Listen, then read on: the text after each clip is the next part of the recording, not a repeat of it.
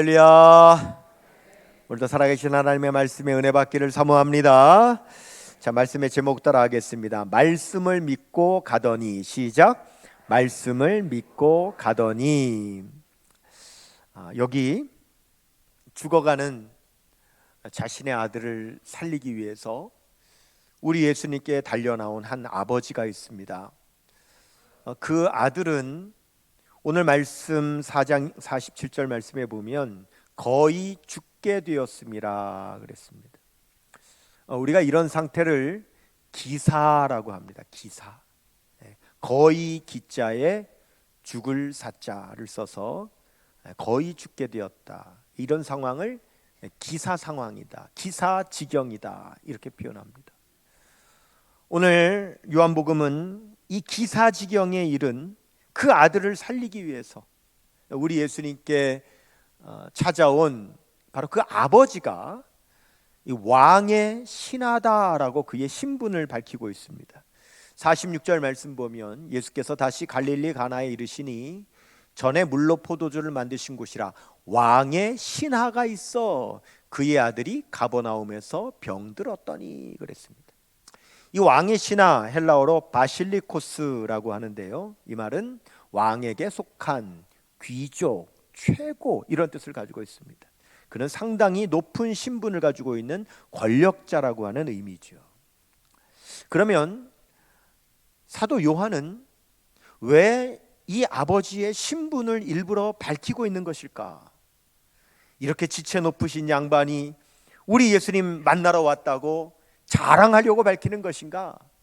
여러분, 그렇지 않습니다.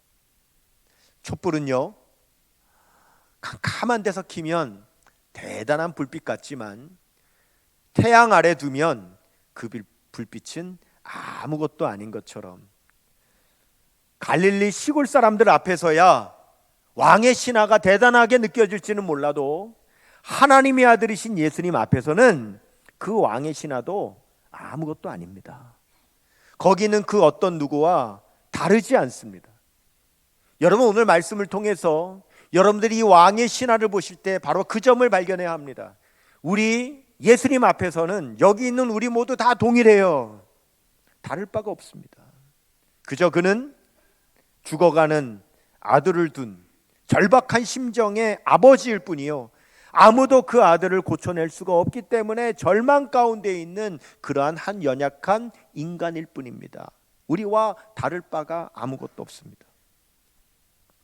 그런데 이 절박한 상황 가운데 있는 이 아버지가 우리 예수님께 나왔다는 거죠.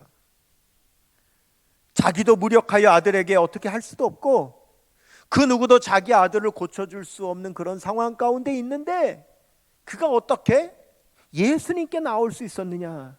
그것은 예수님에 대한 소문을 들었기 때문이에요. 예수라고 하는 분이 있는데 그는 기적을 일으키신다라고 하는 소문을 들었기 때문입니다. 여러분, 듣는 것이 이렇게 중요하죠. 예수님에 대해서 듣는 것이 이렇게 중요합니다. 그는 갈 바를 알지 못했어요. 할 바도 몰랐어요. 아무것도 할 수 없는 상황이었어요. 그러나 예수님에 대한 이야기를 듣자 그가 달려갈 길이 생긴 거예요. 그가 달려갈 방향이 생긴 겁니다. 듣는 것은 그렇게 중요합니다. 왜요? 우리의 모든 구원은 들음에서 나는 거죠. 믿음은 들음에서 나고 들음은 그리스도의 말씀으로 말미암았다고 듣는 것은 너무너무 중요합니다. 여러분, 우리는 모두 귀를 갖고 있습니다. 이 귀는 뭐 하는 겁니까? 듣는 귀입니다. 그런데 놀랍게도 우리가 오늘 이 시간에 모두 귀를 갖고 있지만 이 귀가 다 듣는 귀는 아니라고 우리 예수님께서 말씀하시죠. 마가복음 4장 9절 말씀해 보니까 또 이르시되 들을 귀 있는 자는 들으라 하시니라 그랬어요. 귀를 가지고 있다 그래서 다 동일한 귀가 아니라는 거예요. 들을 귀가 있는 사람이 듣는다는 거죠. 안타깝게도 오늘 이 자리에 여러 성도님들이 있지만 우리 모두 다 귀가 있지만 우리 모두 동일하게 하나님의 말씀에 지금 귀를 기울이고 있느냐? 사실은 그렇지 않다라고 하는 겁니다. 열왕기하 5장에 보면 아람의 군대 장관인 나만 장군이 나옵니다.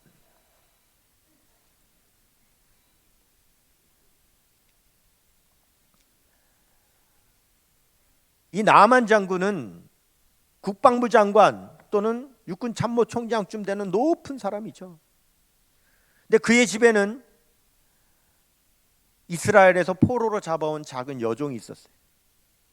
여러분, 그 집의 주인이, 그 정도 높은 지위에 있는 사람이 자기 집에 포로로 잡아온 노예 여종의 말에 귀를 기울이겠습니까? 그런데 이 나만 장군이 귀를 기울이는 겁니다. 왜요? 그가 나병에 걸린 거예요. 나병에 걸렸는데 그 여종이 자기 안주인에게 이렇게 말하는 겁니다. 열왕기하 5장 3절 말씀에 그의 여주인에게 이르되 우리 주인이 사마리아에 계신 선지자 앞에 계셨으면 좋겠나이다. 그가 그 나병을 고치리이다 하는지라 그랬습니다. 여러분, 이 나만 장군의 치유는 어디에서 시작됩니까? 여종의 말에 귀를 기울인 데서 시작되는 거죠. 그의 말을 들은 데서 시작이 되는 겁니다. 듣는 것은 이렇게 중요합니다. 여러분, 하나님의 말씀을 듣겠다고 하는 마음으로 귀를 기울일 때 구원과 여러분 문제 해결의 역사가 일어나는 걸 믿으시기를 바랍니다. 제가 이번 학기부터 서울신학대학교 신학대학원에서 학생들을 가르칩니다. 강의를 해요. 그런데 여러분, 이 학생들이 어떤 사람입니까? 의무교육 받는 중고등학생이 아니에요. 대학도 마치고 대학원에 온 학생들입니다. 대중에는 좋은 직장을 다니다가 그 직장도 버리고 온 사람들입니다. 심지어는 가정이 있어요. 그래서 집안의 가장임에도 불구하고 온 사람들입니다. 이 시대의 주의 종이 되겠다고, 목회자가 되겠다고 헌신하고 결단해서 온 학생들이 그 학생들입니다. 그런데 여러분, 놀라운 사실은 그렇게 온 학생들인데도요, 제가 강의를 해보면은요, 듣는 것이 똑같지 않아요. 그렇게까지 하고 온 학생들인데도요, 듣는 자세가 같지 않아요. 어떤 학생은 귀 기울여 듣는데 어떤 학생은 듣질 않아요. 여러분, 제가 이 길만 34년 왔습니다. 다른 길을 걸어본 적이 없어요. 목회의 길만, 신학의 길만 34년을 왔습니다. 제가 다른 세상은 몰라도 목회의 길만은 조금 알겠죠. 그런데 여러분, 이 목회는요, 이 목회자는 듣는 만큼 실력이 되는 거예요. 왜? 여러분, 목회자는 계속 아웃풋하는 겁니다. 계속 나가는 거라고요. 이 목사에게서 이 아웃풋이 되는, 이 나가는 걸 통해서 여러분들이 은혜도 받는 것이고, 그걸 통해서 심지어는 목회자를 여러분들이 목회자에게서 나가는 걸 통해서 여러분들이 평가도 하는 거예요. 그런데 인풋이 없는데 어떻게 아웃풋이 될 수 있겠어요? 듣는 것이 없는데 어떻게 나가는 게 있을 수 있겠습니까? 여러분, 뻔한 겁니다. 신학대학원에서 듣지 않는 학생이 절대 목회 현장에 나가서 절대 쓰임받지 못합니다. 참 안타깝습니다. 예외가 없어요. 사도 바울처럼 제가 부득불 말씀드린다면, 저는 저의 20대 30대에 정말 많이 들으려고 노력했습니다. 설교, 강의, 부흥회, 세미나. 강원도 저 구석에서 개척교회를 하니까 어디 다닐 수가 없어서 하여간 인터넷을 열어놓고 들을 수 있는 강의가 있다면, 들을 수 있는 설교만 있다면 그걸 듣는 겁니다. 가만히 앉아 들을 시간이 없으니까 녹음을 하는 겁니다. mp3로 파일로 녹음을 하는 겁니다. 그래, 요만한 mp3 기계에다 담아가지고 운전할 때마다 밤에 잠들기 전에 계속 듣는 겁니다. 왜요? 들어야 되니까. 들어야 나갈 게 있으니까. 인풋이 있어야 나갈 게 있으니까 계속 듣는 거예요. 얼마나 들었느냐? 14,000시간을 들었습니다. 한 14시간어치를 들으면 그것이 CD 한 장에 들어갑니다.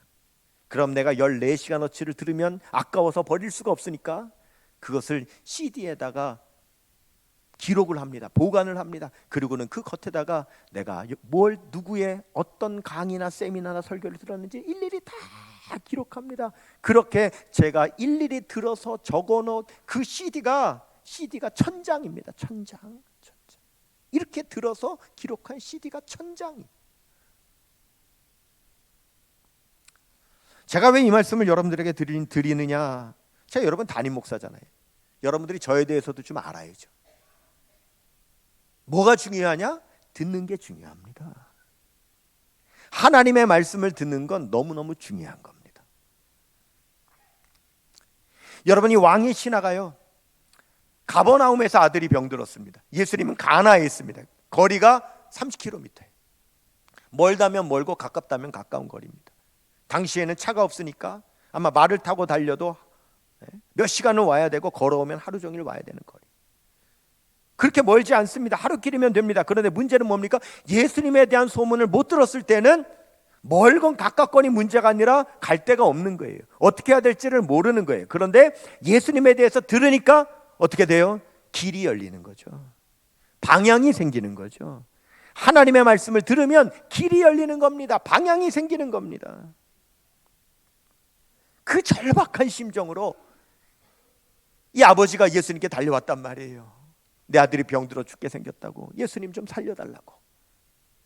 그런데 우리 예수님은요, 참 독특하신 면이 있는데 꼭 그렇게 절박하게 찾아온 사람에게 항상 투박하게 말씀하시는 경향이 있어요.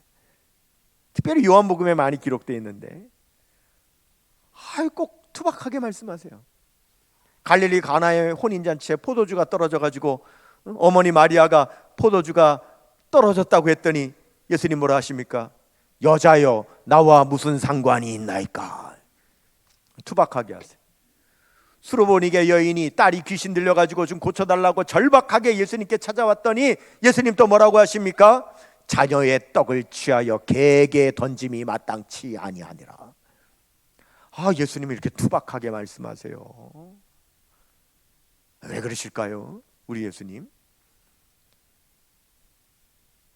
성품이 그래서 그러신 걸까요? 이유가 있으시죠.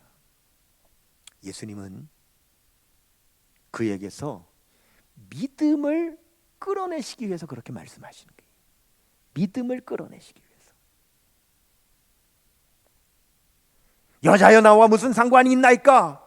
그랬지만 마리아가 뭐라고 합니까? 뭐라고 말씀하시든지 그대로 해라. 뭐라고 말씀하시든지 그대로 해라. 수르보니게 여인이 뭐라고 합니까? 그래도 자녀의 상에서 떨어진, 개도 자녀의 상에서 떨어진 부스러기를 먹습니다. 여러분, 우리 예수님은요, 믿음을 끄집어내려고 하시는 거예요. 포기하지 않고 그에게서 믿음을 끄집어내시려고. 할렐루야. 그러니까 여러분요, 때로는 여러분들도 예수님처럼 투박하게 말할 때 있죠. 툭툭 말할 때 있죠. 툭툭 말할 때 믿음 끄집어낼 거 아니면 그렇게 말하지 마세요. 예수님은 성품으로 그렇게 말씀하신 것이 아니에요. 믿음을 끄집어내셔야 되기 때문에. 이 왕의 신하도요, 믿음을 끄집어내시기 위해서 그렇게 말씀하신 거예요. 그리고 그 왕의 신하에게 이렇게 말합니다. 내 아들이 살아있다. 요한복음 4장 50절에 예수께서 이르시되 가라, 내 아들이 살아있다. 근데 여러분 보십시다. 지금 그 아들은 가버나움에 있어요. 30km 떨어져 있는 곳에 있어요. 아들이 살았는지 죽었는지 아버지는 몰라요. 지금 아들이 안 보여요. 아들은 살아있는지 죽었는지 모르고 지금 본인 앞에 있는 건 뭐냐면 예수님께서 하신 그 말씀만 있어요. 어떤 말씀? 내 아들이 살아있다 하는 말씀만 있어요. 그러면 여러분 어떻게 됩니까? 이 아버지에게는 선택권이 주어지죠.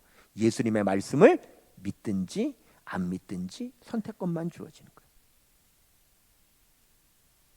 예수님의 말씀에 믿을 거냐 안 믿을 거냐. 아들이 살아있는지 죽어있는지는 모른다.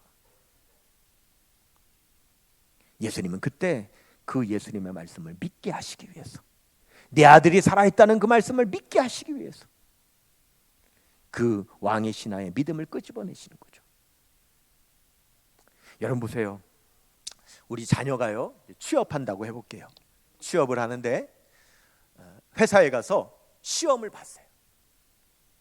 그리고 열흘 후에 합격자 발표가 있는 거예요. 그러면 열흘이 지나서 이제 인터넷이나 뭐 이렇게 열어서 내가 합격했는지 불합격했는지 볼 때, 여러분 보십시다. 열흘이 지나서 내가 뚜껑을 열 때 합격 불합격이 결정되는 겁니까? 아니면 그 이전에 이미 결정되어 있는 겁니까? 결정되어 있는 거죠. 내가 보는 순간에 합격 불합격이 결정되어 있는 게 아니라 이미 며칠 전에 합격이든 불합격이든 결정되어 있는 거를 며칠 후에 내가 보는 거란 말이에요. 그런데 이미 결정은 돼 있는데 우리는 보지를 못했으니까 초조하다 이거예요. 불안하다 이거죠. 근데 그때 너무 불안해하니까 아빠 엄마가 이러는 겁니다. 야, 초조해하지 마. 걱정하지 마. 야, 너 붙었어. 걱정하지 마. 여러분, 부모가 그런다고 안 초조합니까? 걱정하지 말라고 너 붙었다고 부모가 말해준다고 안 초조하냐고요. 여전히 초조하다. 그런데 그 열흘 전에 시험을 보고 나오는데 그 회사 사장님이 살짝 부르더니, 자네 걱정 말고 그냥 한 열흘 기다리면 돼. 그러면 어때요? 안 불안해요. 똑같이 말했어요. 걱정하지 말라고. 그런데 부모가 말하면은 그 초조 불안이 안 가라앉는데 왜 사장님이 말하면 가라앉습니까? 부모는 합격시켜주는 주체가 아니잖아요. 사장님은 합격시켜주는 주체잖아요. 주체가 말하면 불안하지 않은 거예요. 근데 주체가 아닌 사람이 말하니까 여전히 불안한 거라고요. 예수님께서 내 아들이 살아있다라고 말씀하시는 그 예수님은 여러분 치료하시는 주체가 되시는 분이신 거예요. 구원하시는 주체가 되시는 거예요. 해결하시는 주체가 되시는 거예요. 할렐루야. 우리 예수님이 살아있다라고 하시면 예수님은 치료하시는 주체시니까 예수님이 그렇다면 그런 줄로 믿는 거예요. 이 왕의 신하는 그 믿음을 가지고 내려갔다라고 말씀하고 있는 겁니다. 여러분 보십시오. 그래서 하나님의 말씀의 능력에 내가 믿음으로 연결시키는 것이 가장 중요한 겁니다. 히브리서 4장 2절 말씀해 보니까 그들과 같이 우리도 복음 전함을 받은 자이나, 그들과 같이 우리도 복음 전함을 받은 자이나, 뭐예요? 나도 복음 받았고 너도 복음 받았다. 여러분 여기 있는 성도님들 다 말씀을 지금 듣고 있습니다. 그런데 들은 바 그 말씀이 그들에게 유익하지 못한 것은 듣는 자가 뭐하고 결부시키지 않았어요? 믿음과 결부시키지 않았다.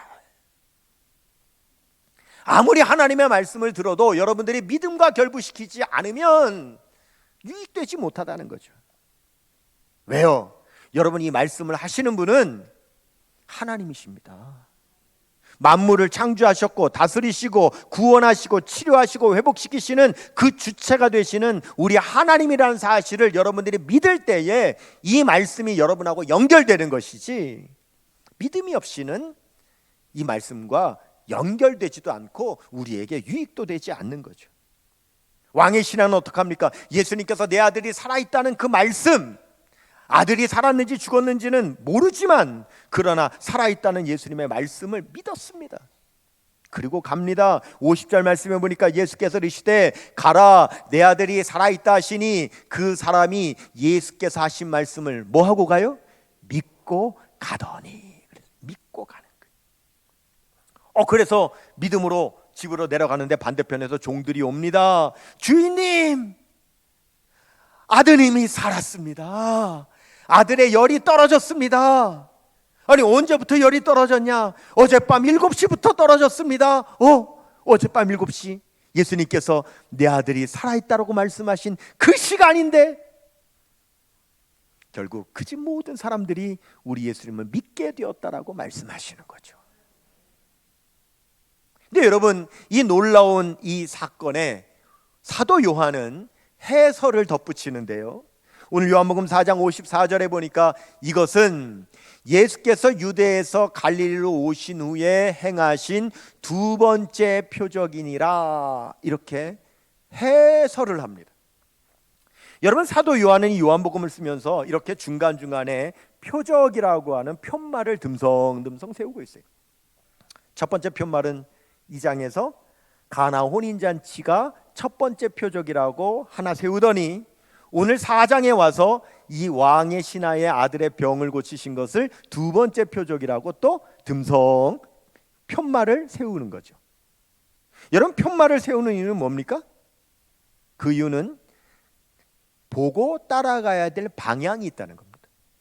이 말씀 요한복음을 볼 때 아무렇게나 그냥 보고 아무데로나 가면 안 되고, 이 말씀을 볼 때 따라가야 될 방향이 있기 때문에 그 방향을 놓치지 말라고 이렇게 표적이니라 하면서 지금 편말을 세우고 있다라고 하는 겁니다. 여러분, 오늘 요한복음이 시작할 때 이렇게 시작하지요. 요한복음이 시작할 때 1장 14절에 보면 말씀이 육신이 되어 우리 가운데 거하심에 우리가 그의 영광을 보니 아버지의 독생자의 영광이요 은혜와 진리가 충만하더라 그랬습니다. 여러분, 사도 요한은 우리를 이끌어가는 방향이 있습니다. 놓치지 말고 이 방향으로 가라는 거예요. 그게 뭐냐면 예수님을 말씀으로 받으라는 거예요. 놓치지 말라. 예수님 말씀이시니까 놓치지 말아라. 그 이끌어가는 겁니다. 그런데 여러분, 말씀은 눈에 보이지가 않잖아요. 그래서 말씀이신 예수님은 눈에 보이지 않으니까 그 눈에 보이지 않는 예수님을 보이게 하시려고 예수님께서 육신을 입으신 거죠. 왜? 육신은 보이니까. 그 예수님께서 육신을 입고 오신 거예요. 말씀이신 예수님이 육신을 입고 오셨어요. 그런데 여러분, 예수님이 육신을 입고 오셨으니까 한번 물어보겠습니다. 자, 육신을 입고 오신 예수님, 잘생기셨을까요? 안 생기셨을까요? 예수님이 잘생기셨을까요? 못생기셨을까요? 잘생겼을 것 같죠. 그러나 성경적으로 분명히 말씀드립니다. 예수님은 못생기셨습니다. 여러분, 우리 예수님께서 풍채가 좋고 근육질이고 훤칠하시고 그런 체격을 갖고 계실까요? 그냥 비실비실, 그냥 흐물흐물, 그냥 초라한 그런 골격의 몸을 갖고 계셨을까요? 네? 그냥 딱 벌어지고 체격이 딱 좋으실까요? 성경적으로 말씀드립니다. 예수님은 배실배실 한 그런 몸을 갖고 오셨습니다. 저는 마른 땅에서 나온 줄기 같아서 고운 모양도 없고 풍채도 없은즉 우리가 보기에 흠모할 만한 아름다운 것이 전혀 없도다 그랬습니다. 여러분, 예수님께서 말씀이실 때는 우리가 볼 수 없으니까 우리가 그 말씀을 보게 하시기 위해서 육체를 입고 오셨는데, 그럴 때 우리 사람은, 여러분, 사람의 심리는 이왕이면은 잘생긴 사람한테 호감이 가고 좀 풍채가 좋은 사람이 좀 든든하게 느껴지고, 그러니까 이왕 예수님, 다 아시는 예수님께서 이왕 육신을 입고 오실 거면 좀 핸섬하게 잘생긴 얼굴로 오시고 좀 늘씬하고 좀 이렇게 쫙 벌어진 다 그런 좋은 체격을 갖고 있는 분으로 오시면 얼마나 좋겠습니까? 근데 예수님 왜 그렇게 안 오셨냐 이거예요. 여러분, 저도 뭐 그렇게 나이를 먹지는 않았습니다만 이제 한 50대 중반 이렇게 되니까 별로 그렇게 지금은 티가 안 나지만은 저도 20대 때는 꽤 잘생겼었거든요. 그래서 제가 20대 때 어느 교회 전도사로 딱 부임을 하면은요, 항상 그 처음에 소개해 주시는 담임 목사님이 늘 저를 뭐라고 소개하느냐, 이번에 오신 전도사님은 미남 전도사님이 오셨습니다. 잘생긴 전도사님이 오셨습니다. 항상 그렇게 저를 소개했어요. 아니 뭐 20대 젊은 전도사가 뭐 공부를 해봤자 뭐 무슨 뭐 얼마나 했겠습니까? 뭐 설교를 하면 얼마나 잘하겠습니까? 미천이 없죠. 그나마 가지고 있는 미천, 잘생겼다는 거. 제가 20대 때 그 덕을 얼마나 받는지 몰라요. 가는 교회마다 잘생긴 것 때문에 덕을 받습니다. 고개를 이렇게 흔드시는 분은 뭐죠? 무슨 의미입니까? 20대 때 저를 봤다는 겁니까? 이거 뭐 매칭이 안 된다는 겁니까? 믿으시기를 축원합니다. 아니 저도 덕을 봤다고요. 잘생긴 덕을 봤다고요. 그러면 이왕이면 예수님께서도 오셨을 때 좀 훤칠하게 미남으로 오시고 좀 좋은 골격을 갖고 오시면은 좋으셨을 텐데 어찌 그렇게 고운 모양도 없고 풍채도 없은즉 우리가 보기에 흠모할 만한 것이 하나도 없는 그런 모습으로 오셨느냐 이겁니다. 만일 예수님이 그런 모습으로 오셨다면 어떻게 됐을까요? 예수님께서 육신을 입으신 것은 눈에 보이지 않는 말씀을 우리가 보는 말씀이 되게 하게 하시려고 육신을 입으셨는데, 우리가 예수님을 볼 때 예수님의 육신만 보면 어떻겠습니까? 얼굴만 보면 어떡합니까? 골격만 보면 어떡합니까? 말씀을 못 보는 거죠. 여러분 보십시다. 예수님의 육신에서 하나님의 영광을 보는 게 아닙니다. 예수님의 육신에서 은혜와 진리가 충만함을 보는 게 아닙니다. 우리가 예수님에게서 하나님의 영광을 보고 은혜와 진리의 충만함을 보는 것은 예수님이 말씀이신 것을 볼 때 보여지는 거예요. 근데 맨날 예수님 육신 보다가 말씀을 놓칠 수가 있는 거예요. 견지망월이라는 말이 있습니다. 볼견, 손가락지, 이질망, 달월.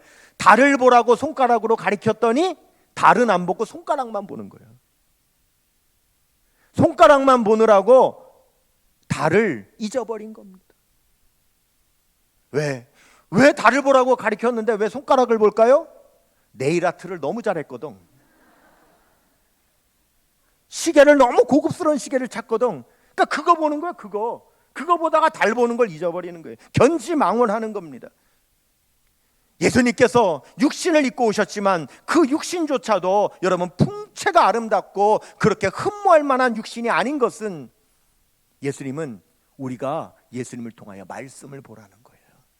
말씀을 들으라는 거예요. 말씀을 통해서 하나님의 영광을 보고 은혜와 진리가 충만하라고 그렇게 오신 겁니다. 여러분, 우리는 하나님의 말씀에 귀를 기울여야 될 줄로 믿습니다. 그래야 예수 그리스도를 더욱더 믿게 되는 거죠. 이 설교도 마찬가지입니다. 여러분, 사는 게 어떠세요? 쉬우세요? 어렵죠. 사는 게 어렵습니다. 그러면 언제는 쉬웠던 적이 있습니까? 늘 어려운 겁니다. 여러분, 이 왕의 신하의 아들이 예수님을 말미암아 병이 났습니다. 그럼 물어봅시다. 그 아들 평생 그 다음에 안 아팠을까요? 그 아버지가 그 아들 때문에 발 동동 굴릴 일이 그 다음에는 없었을까요? 아니요. 우리 인생은요, 한 고비 넘어가고 잠깐 쉬었다가 그 앞에 또 고비가 오니까 또 그 한 고비 넘어가고 그러면서 인생을 사는 거 아닙니까? 그럴 때마다 우리 주님 의지하는 겁니다. 주님의 말씀에 귀를 기울이는 겁니다. 그리고 이겨내는 거죠. 여러분, 오늘 제가 이 설교를 몇 번째 할까요 지금? 에? 세 번째 합니다. 왜요? 왜 제가 이 설교를 왜 세 번째예요? 1부, 2부, 3부.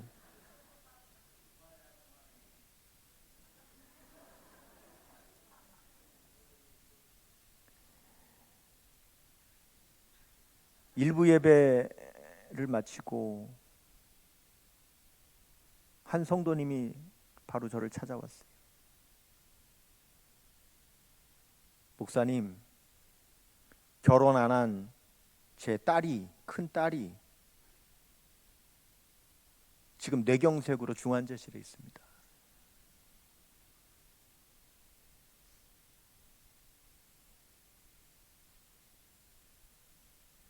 그런데 오늘 말씀이 하나님께서 나에게 주시는 말씀이라고.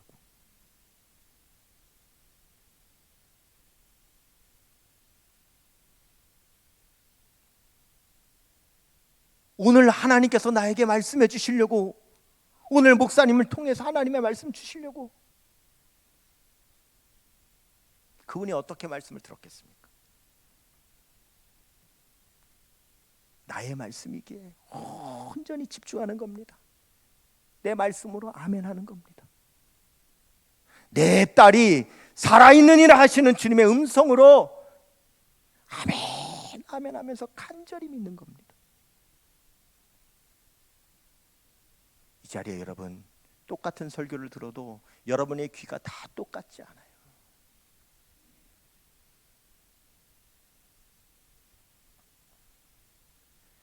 여러분, 제가 서두에 거의 죽게 된 것을 기사지경이다 그랬죠. 그런데 이 기사지경에 이르게 된 사람이 살아나는 걸 뭐라고 말하냐면 기사회생이라 그러죠.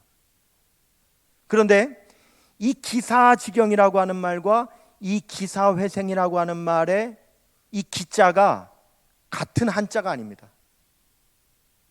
기사지경의 기자는 거의 기자 뭐예요? 거의 바닥에 닿을랑 말랑 지금 내려갔다 이거예요. 거의 바닥을 치고 있는 그런 기자입니다. 그런데 기사회생의 기자는요, 일어날 기자입니다. 일어날 기자. 거의 바닥을 치는 듯한 이 기사지경에 이른 인생이 하나님의 말씀을 듣고 그 말씀을 믿고 일어났다 이거예요. 일어났다 이거. 우리가 이런 기사지경에서 하나님의 말씀을 듣고 다시 일어나는 겁니다. 하나님의 말씀을 오늘 듣고 일어나는 거예요. 세상 일에 실패했어도 너는 절망하지 말아라. 내가 너를 도우리라. 다시 일어서게 하리라. 질병으로 고통당해도 너는 두려워 말라. 내가 너를 고쳐주리라. 다시 일어서게 하리라. 나를 버린 자들도 내가 사랑하거늘 하물며 너희를 그냥 둘까 보냐. 나는 너와 함께하는 너의 하나님이니 의로운 오른손으로 붙들리라. 내가 너를 굳세게 하리라. 너를 크게 사용하리라. 너로 하여금 나를 증거하도록 내가 너를 도우리라.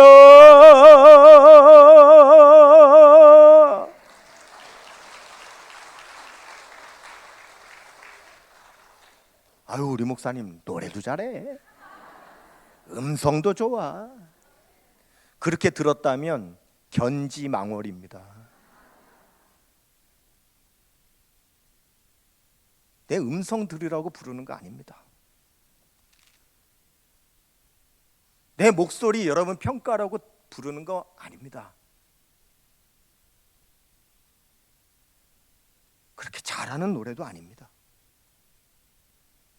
할 수만 있다면 여러분들이 그 가운데 하나님의 음성 들으실 수 있기를 바라서 하나님의 음성 들으셨으면 좋겠어서 기도하고 있습니다. 하나님, 그 딸 회복돼서 누구보다도 오늘 간절히 이 말씀을 하나님의 말씀으로 간절히 받고, 주님 내가 그 말씀 믿습니다, 목사님 기도해 주세요, 오늘 말씀 하나님께서 저에게 들려주신 말씀입니다, 찾아왔기에 다음 주에는, 아니 그 다음 주에는 너로 하여금 나를 증거하도록 내가 너를 도우리라.